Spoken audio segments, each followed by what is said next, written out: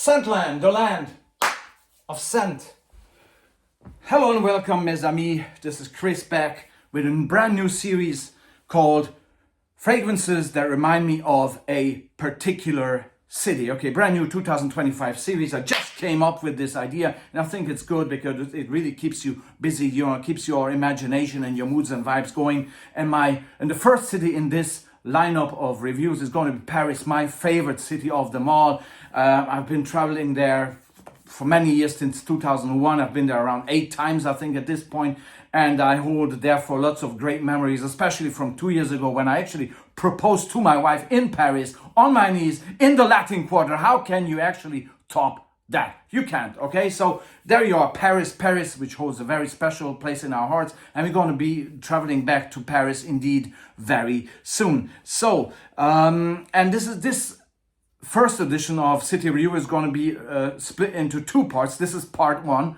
Okay, the reason there's so many fragrances that remind me of Paris, and it does not necessarily mean that I wore that actual fragrance in Paris. Okay, it means that the fragrance has some sort of vibe and mood and aura about it that remind me of the city according and based on my personal experiences. Okay, so let's see the first 5, part 1, first 5, and these are really quintessentially Parisian fragrances to my nose. Okay, and let's start with a fragrance that is very special somehow, and I wore this in Paris 2 years ago. Lagerfeld, the new Lagerfeld Classic Grey. And the reason is, if you walk the streets of Paris, you get a lot of cafes, left, right, and center. So cozy, so nice, so French, so stylish. And the nutty, creamy, nutty smell that is bottled in Karl Lagerfeld's Classic Grey has that vibe. It's a bit woody, it's a bit green as well, but mostly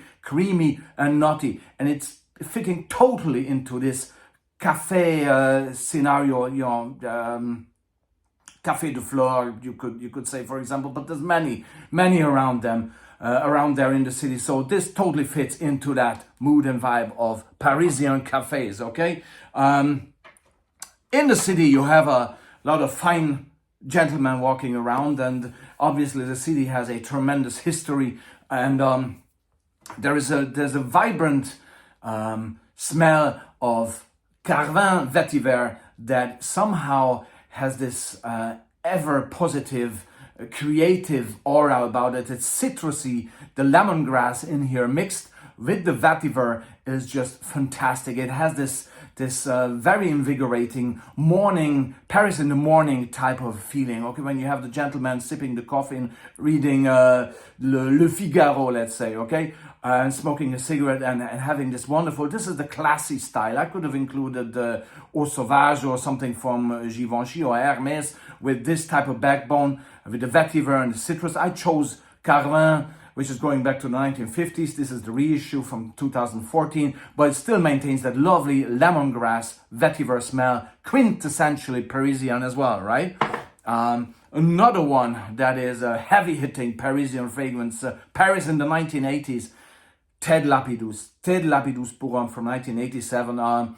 This is just, to me, is one of the most Parisian smelling fragrances. It has a certain stink about it. Okay, this typical 80s stink. Okay, and Karl Lagerfeld used to tell tales about Paris in the 1950s when the bins were not really emptied that often, and Paris had a very much sort of laugh or not, a bin smell, a waste bin smell, lingering around the city. And then obviously infrastructure improved and the bins got emptied more often. But to me, this one somehow seems to represent that era of Paris. Although it has been released later, it has this animalic stink to it with a nice honey sweetness that is wrapping you around. It's a punch in the nose, definitely, but it has this, to me, very much 1950s Paris smell to it. I've never been in Paris in the 1950s. I didn't live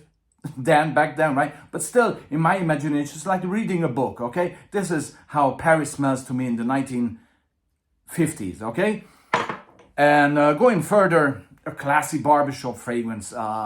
Azzarro is just again your quintessential Parisian fragrance. Why? Because it's fresh, aromatic. It has this nice anise touch along with this wonderful warm and green aromatic notes in there. Tons of notes. It's you can call it aromatic. You can call it barbershop herbal.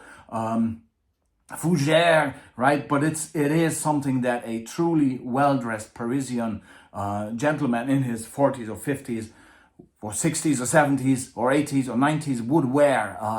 In Paris, for this fragrance especially, you have to be dressed up well to walk around, and especially, you know, the touristy areas. I know that there's outskirts areas that are a bit rougher, like in every city, but this is to me the inner city, those nice places around the Champs-Élysées, Place de la Concorde, and so on, right? Trocadero, Latin Quarter, and I could go on, where you wear a nice jacket and you just have a good time.